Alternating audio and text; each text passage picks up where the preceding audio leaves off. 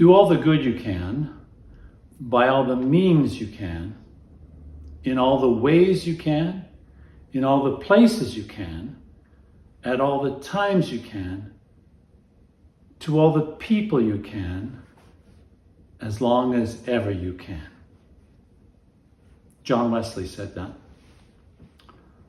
There are some scriptures that spring to my mind from time to time, and one of them is the Apostle Paul in 1 Corinthians chapter 11, verse 1, where he says, "Imitate me as I imitate Christ."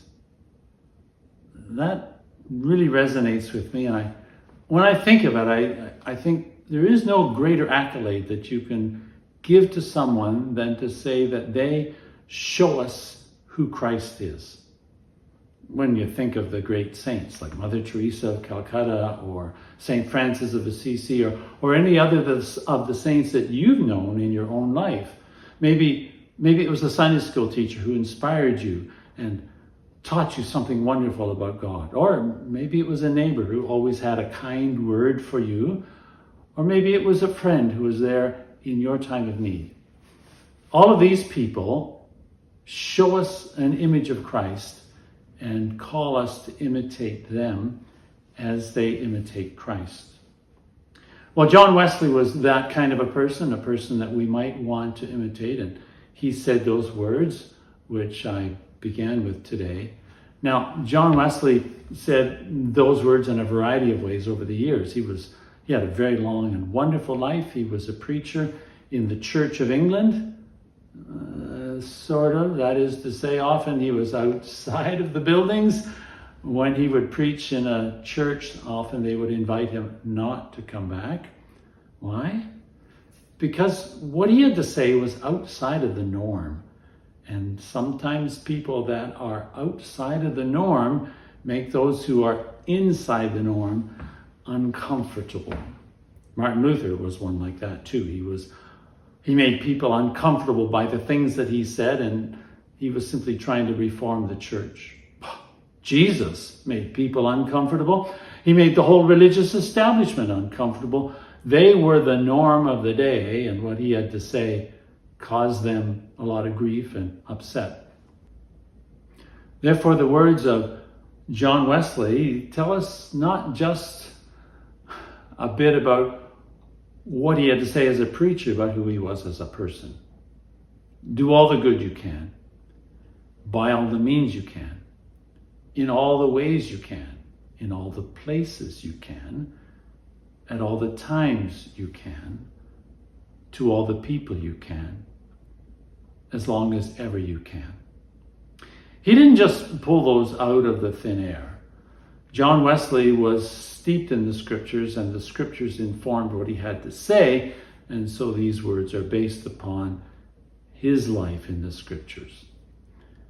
Maybe the scriptures that inspired him to say this were the ones that we look at this week, because I thought of his words when I was reading the scriptures for today. We begin with the book of Proverbs, and in the book of Proverbs, there's a lot about doing all the good you can, caring for the poor and the needy, looking after those who are in distress. That's very much at the heart and soul of that particular passage today. And the theme carries forward when we get into the letter of James. My goodness, the letter of James is pretty descriptive.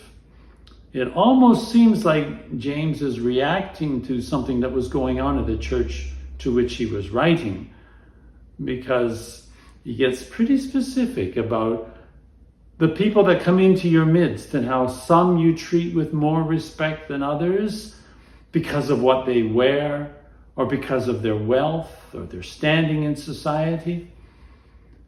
And he makes it very clear that those are not the things that God looks at. In fact, God takes the poor of this world and calls them into the kingdom of God. So James is pointing out that sometimes we have the thing right upside down. And then James goes on to talk about the things that we need to do. We need to care for the poor. We need to care for the hungry. And he goes on to say that our faith is worthless if we don't do these things? What good is it if you say to someone, be warmed and filled, but don't give them anything to keep them warm or any food to fill them? He even says that our faith without works isn't worth anything at all. That's pretty extreme, I think. So James really spoke to the heart, or perhaps John Wesley spoke to the heart of James when he said, do all the good you can, by all the means you can, in all the ways you can, in all the places you can, at all the times you can, to all the people you can, as long as ever you can. And then we come to the gospel. Now, you probably know the Gospel of Mark is the shortest of all of the Gospels, only 16 chapters. And I like to think of it as split right in half at chapter 8. We're reading today from chapter 7. And the first half of the book, up until chapter 8, Jesus has a ministry which goes to all the crowds and to the people. He performs miracles and healings and teaches the crowds. And from chapter 8 onwards, he focuses in on his disciples, preparing them for their mission and ministry. So here we are near the end of that first portion of the Gospel of Mark, where Jesus is concluding his ministry to the crowds and wanting to think about what's next. Now, sometimes we think of Jesus as being born with all the knowledge that he needed in order to do everything in his life, but that probably is not the truth. When you think about it, Jesus began his ministry after he was baptized by John in the River Jordan, and after he had spent 40 days in the wilderness. Now, we think of those 40 days in the wilderness as the time that he was tempted by the devil. I don't think Jesus went into the wilderness to be tempted. He went into the wilderness to pray and focus and think. But while he was in the wilderness, then he was tempted by the devil to turn stones into bread to feed himself. He was tempted to throw himself down from the pinnacle of the temple, be a great miracle, bring the crowds to him. And the ultimate temptation, just bow down to Satan and worship Satan, and he'll give the whole thing to Jesus. When he came out of the wilderness, he then had a clearer picture of what he wanted to do. In fact, after he came out of the wilderness, he went into the synagogue and he read from the prophet Isaiah a messianic scripture, a messianic prophecy, and said to the people gathered there, "Today this has been fulfilled in your hearing," pointing to himself as the Messiah. So he knew after his time in the wilderness what he was going to do. Well, part of what he was going to do, but that wasn't the last time. Think of all those times when he called the disciples. He saw James and John fishing. He said, "Come, follow me." And Peter and Andrew, "Come, follow me." Matthew at the tax table, "Come, follow me." Nathaniel, "I saw you sitting under the fig tree. Come, follow me." Yes, the disciples followed Jesus, but then so did many other people. We hear about those 12 and their calling because they ended up as the 12. But before Jesus called them, he spent a night in prayer.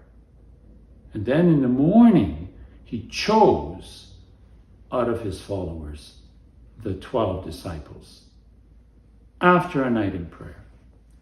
So in our gospel passage today, there is Jesus in the region of Tyre, a time apart, away from the Jewish crowds, because that was where his ministry was, right? With the Jewish people. There he was, his own people. He was a Jew. His disciples were all Jews. They were all Jewish.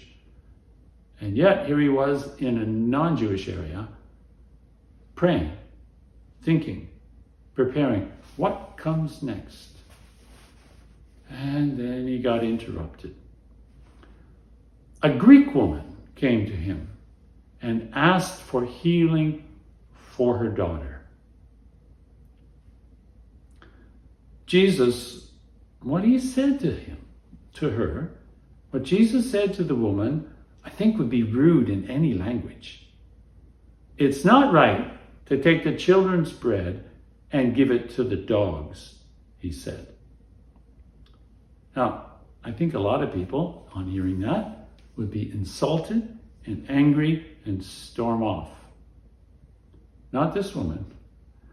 She stayed and she said, "Yes, Lord, but even the little dogs eat the crumbs under the children's table." Jesus then thanked her for her great faith and told her that her daughter was healed. Is it that Jesus changed his mind then? Did he have a new revelation about what God wanted him to do? Did he see now for the first time that maybe the gospel needs to go out beyond the confines of Israel to the entire world? Maybe that's what was happening in that moment. Who can know what was in the mind of Christ? But it does let us know that new revelations are always possible. Sometimes we as Christians come to think that we already know everything because we're Christians. What new thing could we be told? And yet sometimes God does bring new things to our minds and show us new ways that we could serve. Well, all of that is lovely, isn't it? It's great to think deep thoughts about God. And then we think, yeah, but what about me? How do I live my life? How can I be the person that meets the needs of the poor and does good things and be the super Christian all the time? Well, sometimes it's pretty simple, actually. I was talking to some people at our Zoom coffee hour last week, and it came to mind the event that happened for us as a family back in 1987 when our children were still young enough to take with us on our holidays. We were on the north shore of PEI, and I was swimming out farther than anybody else, and I saw on the bottom of the ocean a $20 bill. So I dove down and picked it up and tucked it in my bathing suit and was quite happy about that. $20 back then is over $80 today. A day or two or three later, we were at a tourist attraction in New Brunswick, King's Landing.